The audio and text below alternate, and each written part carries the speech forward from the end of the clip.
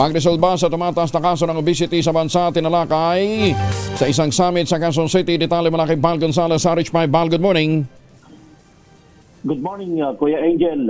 Katuwang ang mga policymaker, global health experts, educators, private sector leaders at international partners ay inulunsad ng Quezon City Government at Novo Nordisk Philippines kasama ang Royal Danish Embassy sa Maynila ang Obesity Summit 2025. Ito ay isang pagtitipon ng mga multi-sectoral leaders mula sa Pilipinas at iba pang mga bansa na ginanap sa Mais Building sa Quezon City. Layunin ng summit na tuldukan ang mga maling paniniwala tungkol sa obesity, bigyang pansin ang medikal na katotohanan at lumikha ng mga akbang upang protektahan ang kalusugan ng susunod na henerasyon.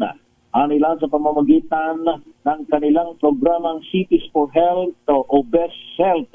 Nakikipagtulungan sila sa pamahalaan upang i-empower ang pamilya, patasin ang kalaman ng mga komunidad at palawakin ang akses sa prevention, early intervention at treatment. Sinabi ni Quezon City Mayor Joy Belmonte na simbolong proyektong ito sa commitment ng lokal na pamahalaan sa health at wellness ng mga residente. Mahalaga rin ang ginagawa ng tungkulin ng Novo Nordisk Philippines bilang isang pribadong sektor na nangunguna sa paglaban sa obesity at may malawak na scientific expertise tungkol dito.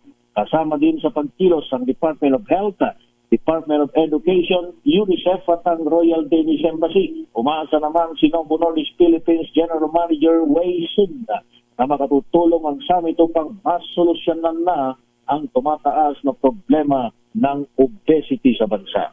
Ako si Val Gonzalez, DZRH, una sa Pilipinas, una sa Pilipinas. Maraming salamat, Val.